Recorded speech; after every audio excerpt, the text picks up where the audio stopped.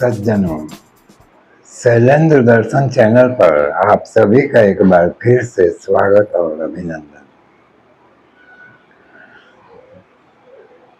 कल के वीडियो में हमने कवच के बारे में परिचय और अक्षय गोपाल कवच का पाठ सुनाया था। आज हम गायत्री कवचम का पाठ करेंगे, परिचित होंगे।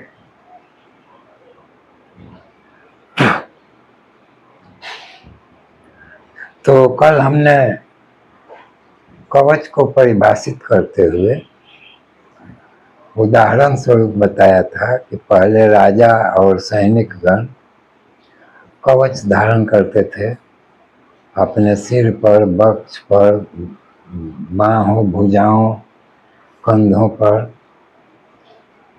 और हाथ में एक ढाल लेकर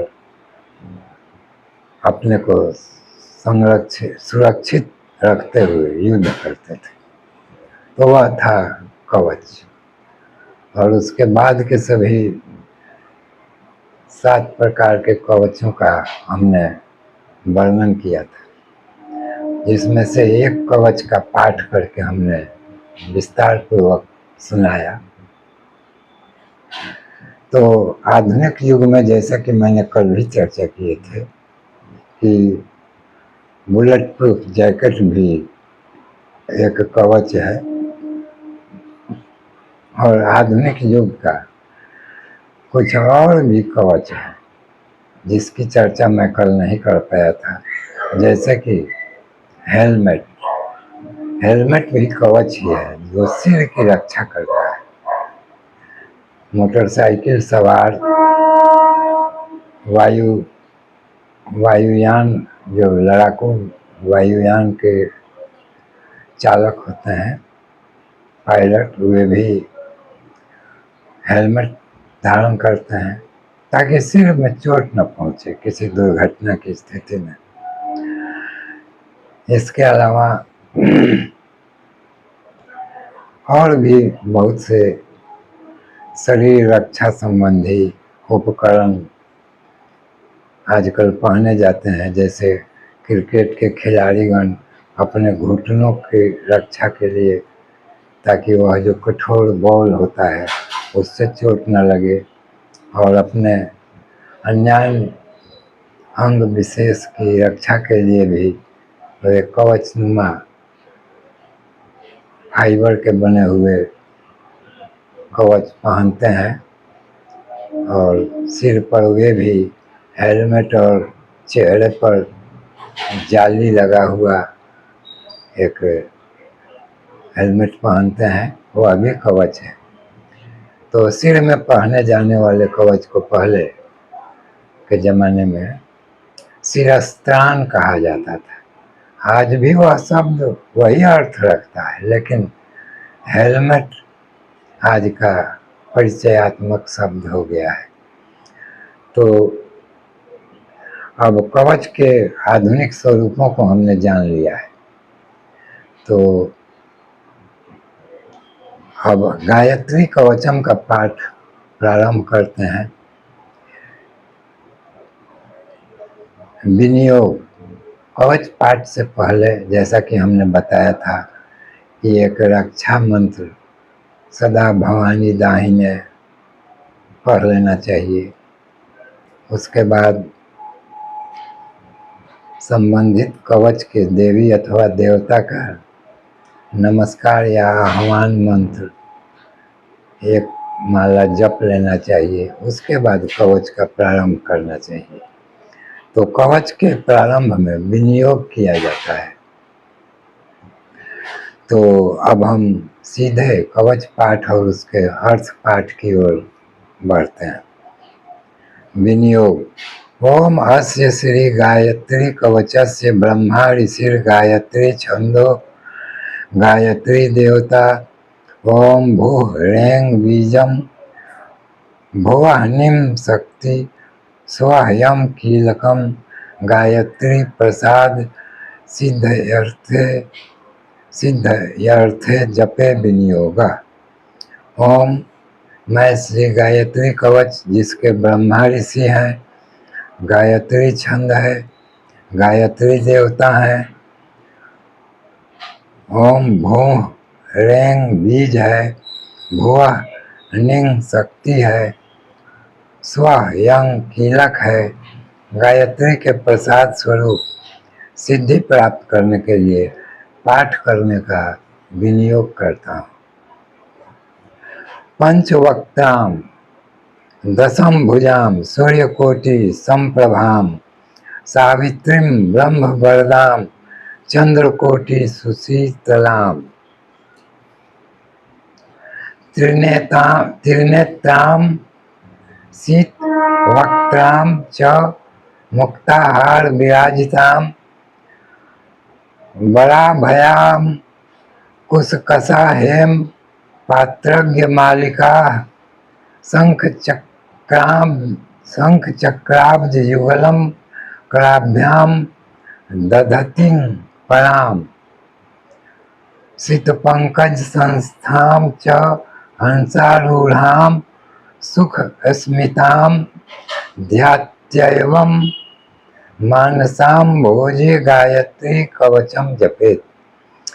जिसके 5 मुख हैं, 10 भुजाएं हैं, कोटि कोटि भास्करों की भांति जिनकी प्रभा है, ब्रह्मा को भी जो वरदान देती हैं, वो चंद्र की भांति शीतल हैं, उनके 3 नेत्र हैं, मुख गौर वर्णीय है, उन्होंने मोतियों की माला धारण की हुई है, जो अभय का वरदान देती हैं। इनके हाथों में अंकुश, कुशा, पात्र, अक्षमाला, शंख, चक्र व कमल शोभित हो रहे हैं। इनका स्थान श्वेत कमल है तथा ये हंस पर आरूढ़ हुआ करती हैं। ऐसी गायत्री माता का जो मंद मंद मुस्कुरा रही हैं, अपने हृदय मंडल में ध्यान करते हुए गायत्री कवच का जप करता हूँ। ब्रह्मोवाच विश्वामित्र महाप्राज्ञ गायत्री कवचम शृणु यस्य विज्ञान नामात्रेण त्रैलोक्यम बसवेच्छनात्। ब्रह्मा ने कहा, हे बुद्धिमान विश्वामित्र, आप गायत्री कवच सुने, जिसके जानने व समझने मात्र से क्षण भर में ही त्रैलोक्य का वशीकरण होता है। सावित्री में शिरः पातु शिखायाम अमृतेश्वरी ललाटम ब्रह्म दैवत्या भ्रुवों में पातु वैष्णवी। सावित्री मेरे सिर की रक्षा करें, शिखा की अमृतेश्वरी रक्षा करें, ललाट की रक्षा ब्राह्मी करें, भ्रिकुटियों की रक्षा वैष्णवी करें, कर्णों में पातु रुद्रानी सूर्या सावित्री काम्बके गायत्री वदनम पातु शारदा दशनक्षदौ। कानों की रक्षा रुद्रानी करें, नेत्रों की रक्षा सूर्येश्वरी करें, मुख की रक्षा गायत्री करें, होठों की रक्षा शारदा करें। द्विजान्य यज्ञ प्रियाय पातु रसनायाम सरस्वती सांख्यायनी नासिकाम में कपोलव चंद्रहासिनी। दांतों की रक्षा यज्ञ प्रिया करें, रसना की रक्षा सरस्वती करें, नासिका की रक्षा संख्यायनी करें, कपोलों की रक्षा चंद्रहासिनी करें। चिबुकम वेद गर्भाच कंठम पात्वक नासिनी स्तनौ में पातु इंद्राणी हृदयम ब्रह्मवादिनी। वेद गर्भा ठोड़ी की रक्षा करें, कंठ की रक्षा अघनाशिनी करें, स्तनों की रक्षा इंद्राणी करें, हृदय की रक्षा ब्रह्मवादिनी करें। उदरम विश्व भोक्त्रीम च नाभौ पातु सुरप्रिया जघनम नारसिंही च पृष्ठम ब्रह्मांड धारिणी। उदर की रक्षा विश्व भोक्त्री करें, नाभि की रक्षा सुरप्रिया करें, जांघों की रक्षा नारसिंही करें, पीठ की रक्षा ब्रह्मांड धारिणी करें। पार्श्वों में पातु पद्माक्षी गुह्यम गोगोत्रिका अवतु पूर्वोरोम कार रूपा च जान्वो संध्यात्मिकावतु। पार्श्व की रक्षा पद्माक्षी करें, गुप्त अंग की रक्षा गोगोत्रिका करें, गुरु की रक्षा ओमकारा करें, जाह्नवों की रक्षा संध्या करें। जंघयो पातु अक्षोभ्या गुल्फयोर ब्रह्म शीर्ष का सूर्याम पद द्वयम पातु चंदा पादाम गुलिसुच। जांघों की रक्षा अक्षोभ्या करें, गुल्फों की रक्षा ब्रह्म शीर्षांग करें, दोनों पांवों की रक्षा सूर्या करें, पांवों की अंगुलियों की रक्षा चंद्रा करें। सर्वांग वेद जननी पातु में सर्वदा नघा। संपूर्ण अंगों की रक्षा वेद माता सदा सर्वदा ही किया करें। इत्यये तत् कवचम ब्रह्मण गायत्र्या सर्व पावनम पुण्यम पवित्रम पापघनम सर्व रोग निवारणम। ब्रह्मा कहते हैं कि यह गायत्री कवच सर्व पावन है, पुण्य का दाता, पापों का नाशक, पवित्र व समस्त रोगों का निवारण करने वाला है। जिस संध्यांक्य पठेद विद्वान सर्वान कामान वाप्नुयात् सर्वशास्त्रार्थ तत्वज्ञ च भवेद्वद चित्तमः। जो विज्ञान तीनों संध्याओं में इसका पाठ करता है उसकी समस्त कामनाएं पूर्ण होती हैं।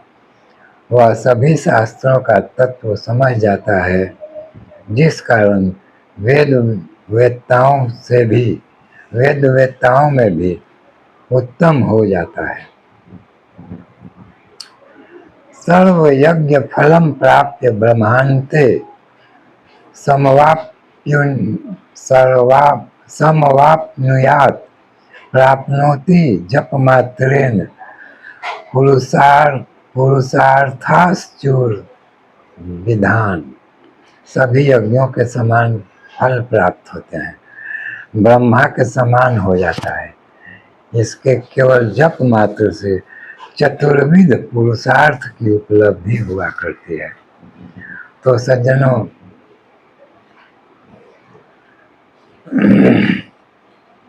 हमने गायत्री कवच का पाठ किया और सुना।